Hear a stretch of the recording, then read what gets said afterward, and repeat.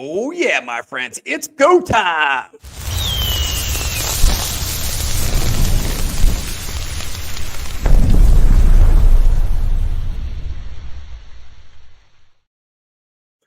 Woo! Good afternoon, my good people. High noon on the East Coast here, and we are rocking and rolling with day 2 here of the ASA Women in Leadership Scholarship winner. And we got Victoria Torres in the house. But before we even start, I gotta get a shout out to our sponsor, the one and only ASA. That's right. They are the employer of record all in one platform. So you can grow your staffing firm quickly without worrying about the back office or paperwork. Reach out to my friends at Ascend today. Victoria Torres, what's going on? It has been a whirlwind, but I'm so excited to be here and talk about my experience when it comes to the Women in Leadership Oh, yeah. Scholarship. All right. Well, this is an unfiltered podcast. So just be yourself. We're going to have so much fun. Is this your first live ever? Yes, I have watched so many online while I'm cleaning, while I'm running around the house. I'm always on live watching someone else, so it's a change. Woo! First one. I love this. You know what? You got to hang with the sharks. So look out. Okay. So we're going to deep dive into it. Like I always say, the deep dive. So before you got into staffing here, we talked offline a little bit. So break it down what you did before because it's very fascinating. Yeah, so a lot of people talk about kind of how they just fell into staffing. And I feel like I was always meant to be in staffing. It just took me a little while to get there. When I was in college, I took an internship in Chicago where I grew up, and I worked with a nonprofit called Alternatives Incorporated.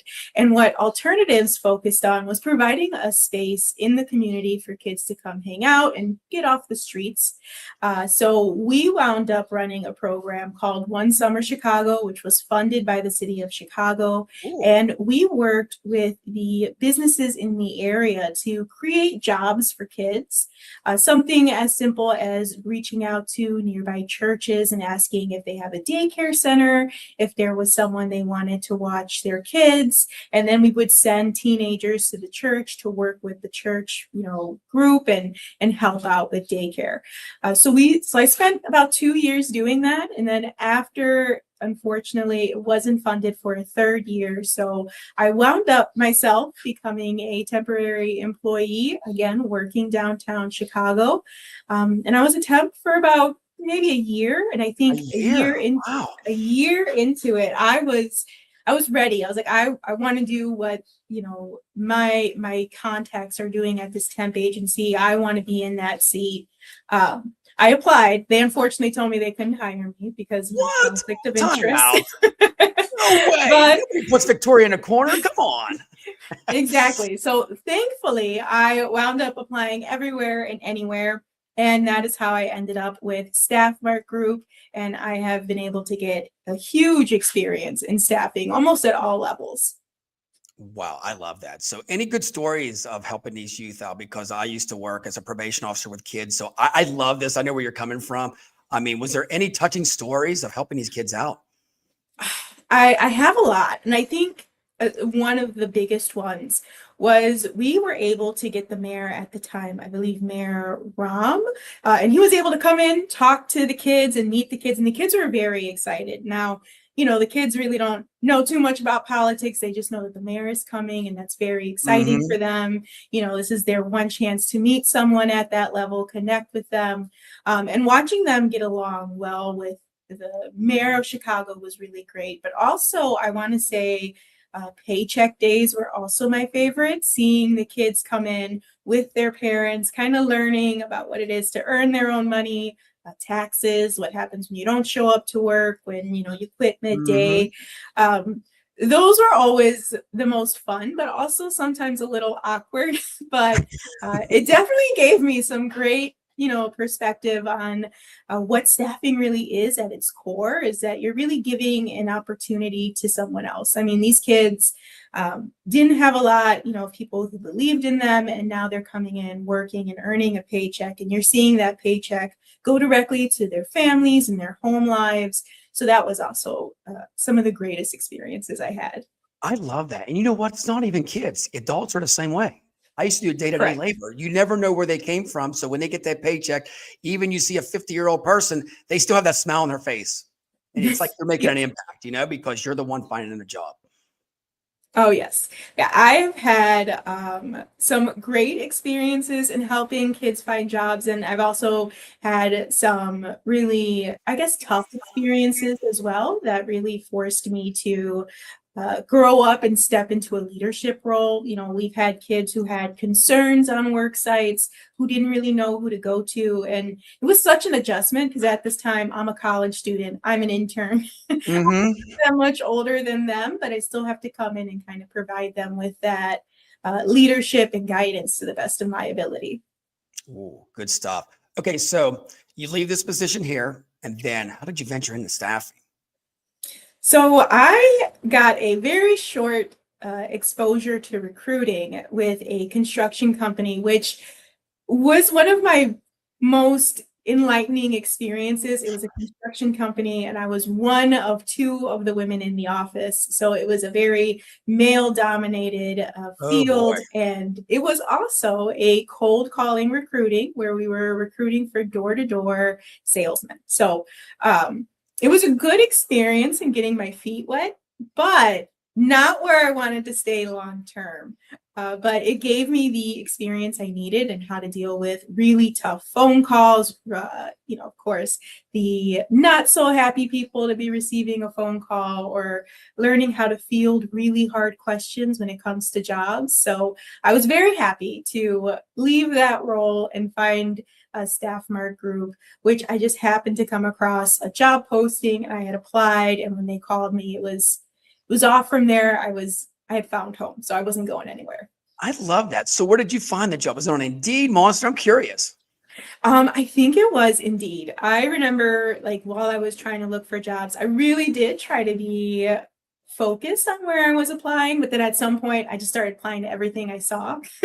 So, because everything looked like so much fun, all these companies look like so much fun. So I definitely found them on Indeed. Oh, nice.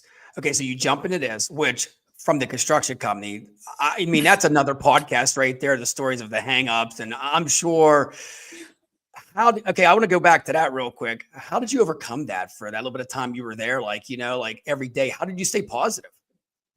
Oh, that was so difficult. So what I found what really helps me was music. So it was Ooh. a job that I had to drive to. So I took that hour drive to and from the office, and it was just some of the happiest music, some of the loudest music, just something to get me pumped and ready for my workday. And also, my coworkers really helped. It was definitely a male-dominated office, but we all kind of came in at the same time. We were all hired around the same time. So kind of, sharing in that misery, or, having a phone call go bad, and then having to like release that stress in the office and talk about why it went bad. That definitely helped me power through. So a lot of caffeine as well. Oh, we love our coffee. Okay, I got to ask you seriously, what song, what band, what group? I mean, there's got to be a certain music you like that you're like, yeah, I got to put this on every day.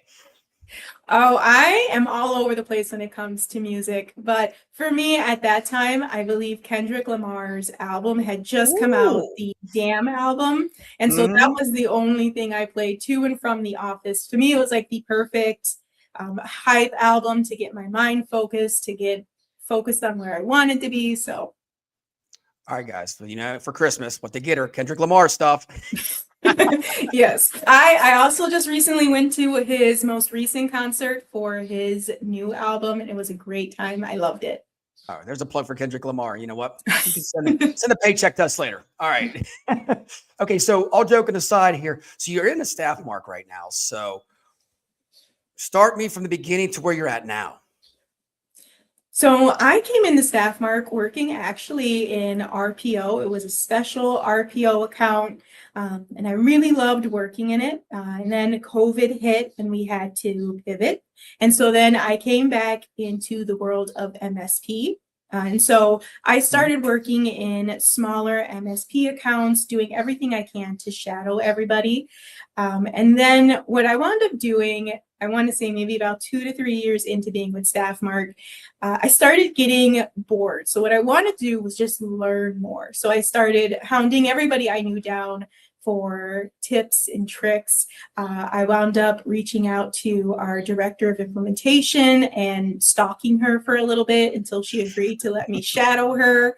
I got to sit in on 2 different implementations before I was in love with the operations side of things. And then from MSP world, I started working more and more with, payrollees and direct hires and that employment of record field.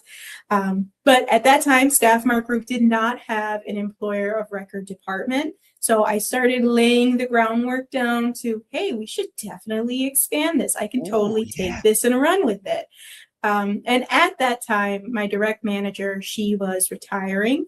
So when she retired and stepped back, I had to strike while the iron was hot. And I pretty much lived in a lot of my senior leadership's inboxes, messages, in their faces. I'm pretty sure they were sick of me by year 1 of my adventure into employer of record. So we finally did get it up and running in 2025 now. So I love that. Proactive. You created your own position. That's pretty awesome. You know that. it is. It's also incredibly terrifying because while you're building it, there's no, I guess, like set standard. So you're building it with that standard in mind of how things should run, where you want things to be. So it's been really exciting. And I'm so lucky that I get to wake up every day so excited and in love with what I do. But at the same time, sometimes it's terrifying because, there's no one to really mimic at a certain point. Well, you know what I kind of like about that is, it's sky's the limit. Next year you could have another idea and just keep adding upon it. There's no cookie cutter or something like that. So your ceiling is just sky high. I hope so. I love coming up with new ideas and new ways to do things. I think I'm constantly changing it. If it didn't work the first 3 times, then it's time for a change. We're throwing the old way out and we're coming back with something new.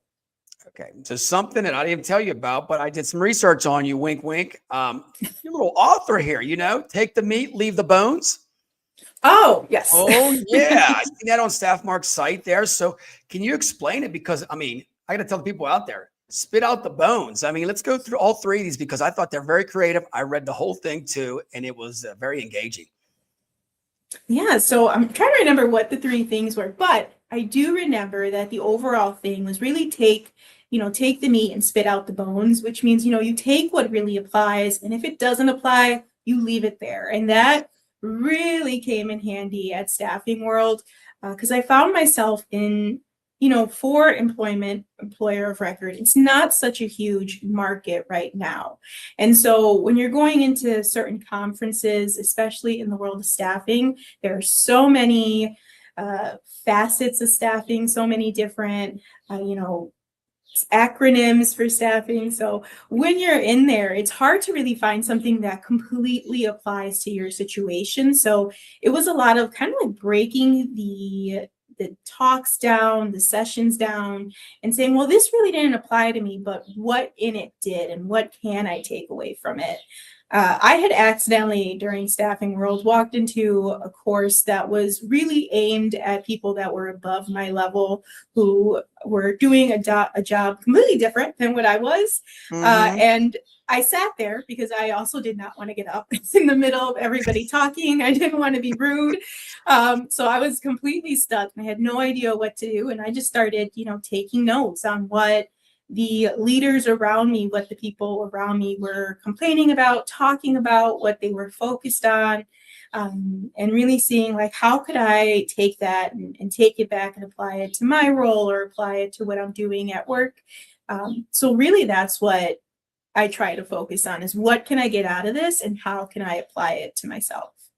Well said. And then last phrase here, I'm going to read it out real quick. You have something to bring to the table. Don't give up your seat. I love that. Yes. Where did you come up with that at? Over a glass of wine? I don't know. Well, I live in Pinterest. I think Pinterest is one of my favorite social medias because it gives you all of the media, maybe without the social. And sometimes when I'm second guessing myself, I go on Pinterest and I start looking at all of these quotes for just inspiration, some insight. And really what I guess drives me for that quote is I often tend to be a little nervous or a little bit more quiet, and especially in staffing, being a little bit more quiet, a little bit further back is a little different. A lot of the staffing personality is very boisterous, very extroverted. But what I've learned, I guess, in my time at staffing is like even being quiet and introverted has really paid off in the ways where it allows me to grab more intake, more intel from the table. I'm busy listening, not so busy talking, and I'm able to pick up even on the nonverbal cues that people have. So that's really something I like to repeat to myself so I don't always kind of discount my presence somewhere just because I tend to be more introverted. Well, I love that. We got to listen more. Myself too. Stop talking, Yes. shut up and listen. Love that, Victoria. Maybe you could teach a class on that because I think everybody in staffing needs to listen more. Because we like to talk. We like to hear ourselves talk. Okay, so now let's deep dive into ASA. I mean, we all love ASA. Oh my God. I mean, they're like our fraternity or sorority family, really. But so what gave you the idea to apply for this scholarship? Well, I wound up living on ASA's website, I think years before I had applied. I was so interested in some of the data that they had on their page, and I was using it to talk to my employees and kind of tell them what it is to be a temporary worker. They had a great graphic on there that broke down what industries utilize that kind of temporary labor the most. And I had happened to kind of stumble across the scholarship, and I did apply for the very first time, and I was ultimately rejected on the first round. What? Time out. Yes, Again, Victoria, look at you. Hurdle after hurdle. I was rejected on the first round, but time out. You weren't rejected, just redirected, right? To the next year. Exactly. Because I am also incredibly competitive. So when I got that rejection the first time, I was like, all right, that just means I'm not in leadership yet. I need to get to where I need to get. So went back 2 years, kind of worked on everything and came back for 2025. And I seen it again and I was on the fence about applying, but it was my last year to be eligible. So I was like, you know what? I'm going to apply. Worst case scenario, I get rejected and then I'm just going to start volunteering and eventually they won't get rid of me. So I love it. Persistent the whole time. Woo! Yes. This is for everybody out there. Real quick, I got to tell you, Victoria, you did not give up. This is something I got to tell everybody at the end of the day. You're gritting your grind on this. Like, I'm going to win this damn award. I was really focused on winning. I was very excited when I got the email. So I really want to stress that people should always apply, even if it's more than once, just keep applying. Okay, so you applied for it and it takes a while. I mean, so from the first application to the one you did 2 years later, was it a little bit different? Did you put some more different verbiage in and everything like that? I really did. I focused more on my answers. I remember like the first time I did it, I really didn't put as much of myself in there. And then through the second time of doing the essay questions, it really hit me how much I've done in those 2 years. And then, the first draft I did of my answers, I would show someone that I was working with and they would say, well, why aren't you talking about this? Why didn't you bring up this? So it also forced me to become more aware of the things that I have done and learning how to talk to those things and bring it up and not be so scared of the accomplishments that I've made and learning how to platform them. So that second, application really made me take a step back and look at my career. That is amazing. So the first one, you're new at it. And then the second one, you're like, dude, I'm into this. This is about me. Okay. So, it goes on, you put the application, you have that waiting period. How did you find out? And what were you feeling when they said, yes, you made it? It was so hilarious because when I found out, oh God, here we go. I had a horrible day and I had poured myself a glass of wine and I was sitting down at my desk. I forgot what I was going to do on my computer when I got the email. And when I got the email, I just sat there for like an hour. I didn't really share the news with anybody. I read the email, I let it sink in. I like immediately responded before they like 6:01 that email came, 6:02 I was responding. And what I wound up doing was just opening up ASA's website, doing a deep dive on what 2024 looked like, what happened then, stalking all of the previous winners. I really just liked sitting with this accomplishment by myself before I started telling people, because then, people have questions and then they start giving opinions. So I really just wanted to enjoy that moment for myself. And then once I like came out of the little bubble, I couldn't shut up about it. Like I was running into my living room, with my glass of wine and telling my boyfriend that I won a scholarship, and just so excited to tell him everything. And then from him, I started telling everybody else. And then I think by a month later, everybody was sick of me talking about it. I love it. Okay, so even that night when you went to bed, I mean, did you wake up next day and said, "Is this for real?" I mean, you put so much Yes. time and effort into this. Yes, the next morning when I woke up, it was, oh my God, I won. And then immediately following it was like, oh, I have to go shopping. Now we need a whole shopping trip for this upcoming trip to Florida. I have to look nice. I have to have everything together. So I like reveled in it for a night. And then by the next morning, I was going into planning mode. Wow, reason to shop. Get the scholarship, then you can go shopping. Yes. Okay, so you get this award. Okay, and then so then when did you meet all the girls? I mean, was it right after that, or how did you connect with them? So we did a Zoom call, which I was almost late for. I almost missed it, where we got to meet everybody. And then shortly after that group Zoom call, we all traded numbers and we had a group text going. And it did so much to calm my nerves, because in my mind, I was thinking I was being super high maintenance. I was freaking out about what I was going to wear. It's like July. I'm not going anywhere till October. Holy cow. And You are a pretty planner. I'm exactly. an hour before I get on stage is what I'm going to wear.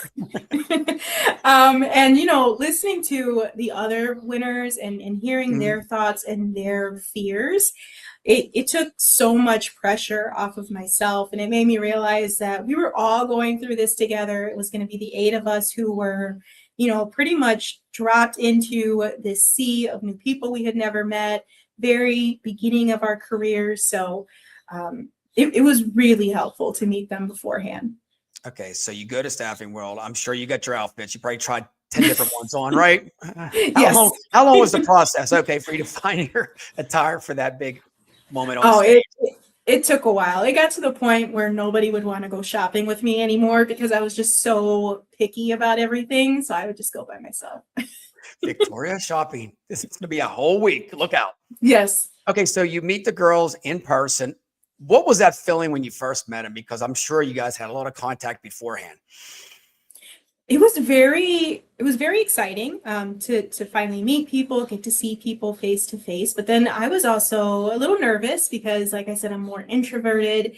And so it kind of felt like a mixture of emotions. But something that made me so happy was just seeing how different we all were. Some of the girls have some beautiful tattoos. Some of the girls have beautifully long hair. Like, it was just so nice to see a difference in how we all looked, and things that I would be nervous about.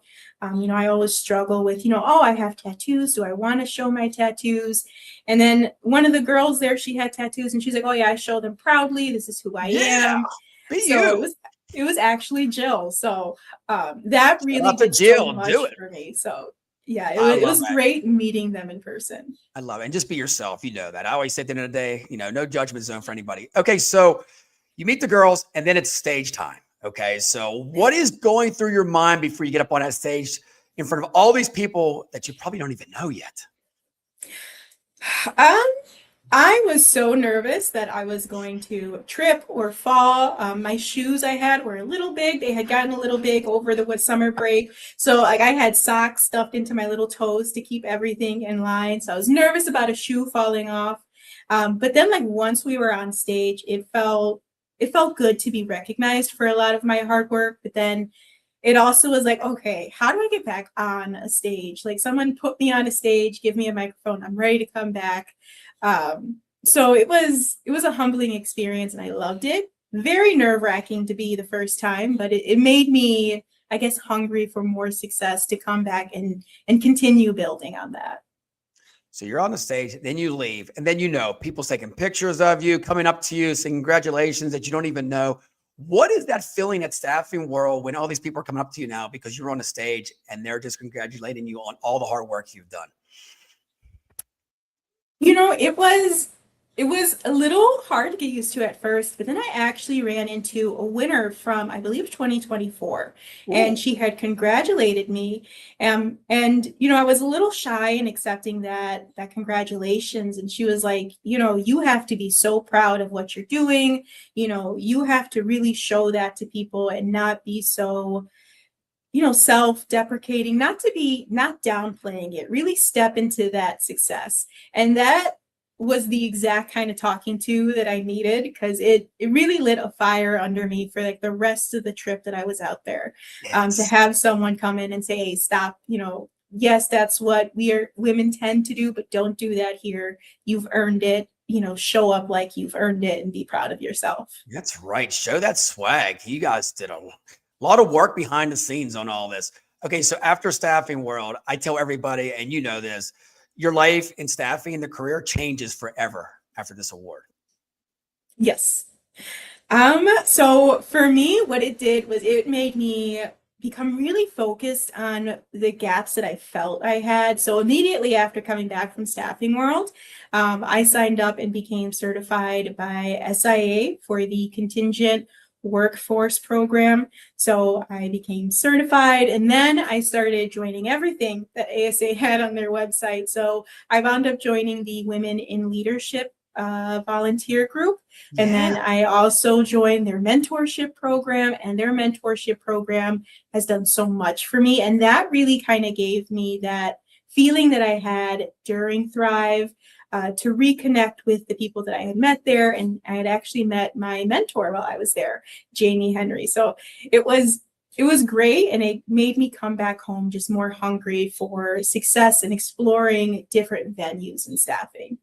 Well, you are a total rock star. Seriously, what you're making the impact, I see it right now, and I can't wait for decades later what you guys and all the girls are going to do on that. And I got to ask you, so after this, what you're feeling now? These girls are your biggest supporters here. I'm going to give some shout outs real quick here because they're all watching.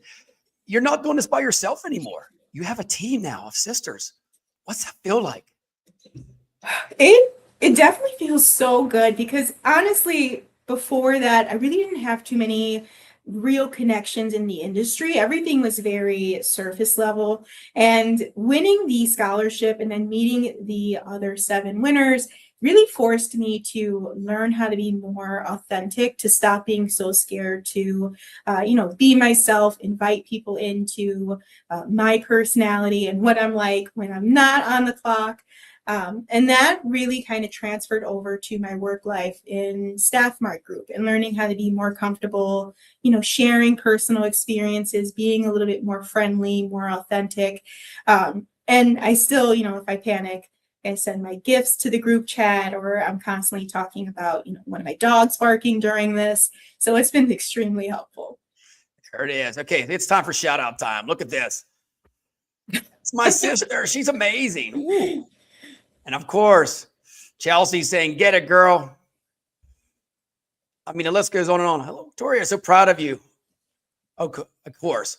And then when we do this, I got to do this too. You got to do it with me, okay? On 3, we got to do the woo. Okay, can we do it? Okay, right. Yes. I'm 1, ready. 2, 3. Woo! Woo! That was great. That. Look at that. Wow. I was a sorority girl in college, and we wooed a lot. Well, I love that. As you can tell, every show I go, woo. It just lets out some energy and makes you feel relaxed. The list goes on and on here. Hold on. Let's see. We got some more here. Yeah, so pumped. Wow. There it is. Jill's in the house, which she did a great job yesterday. Victoria, I got to tell you, you are a rock star, dear. I love everything you're doing in the industry. Before we get out of here, I got to ask you real quick. I love your computer screen. I love jobs. Is that what it says? Oh, people heart jobs. Yes. Sweet. Keep that heart going for everybody out there. Okay, my friends, if you get a chance, make sure you subscribe, support Victoria Torres. She's on all platforms, mostly LinkedIn, right? They can find you? Yes. Yes. Yes. And I tell you what, you are not shy at all. You did a rock star time here. You know, for your first time ever live for everybody to hear you across the whole world, you rocked it out, girl. Perfect. I'm ready. Someone buy me a podcast mic for Christmas. I'm ready. Oh, there we are. GoFundMe page coming soon. And I just Exactly. believe right now we have a deadline for the next. Can we just say this real quick? For the applications for this year, when is the deadline? In May sometime? So yes, it is on Sunday, May 31st. I believe, yes, Sunday, May 31st to get your applications in to become the 2026 scholarship winner for women in leadership. There it is. If Victoria said, do it. Girls, get out there and Yes. apply because you could be a winner like this next year too. All right, Victoria. Hey, thank you so much for coming on. That's a wrap for today, guys. We'll see you tomorrow, high noon Eastern time, with another amazing girl. ASA Women in Leadership Scholarship Week. See you soon. Take care, guys. Bye.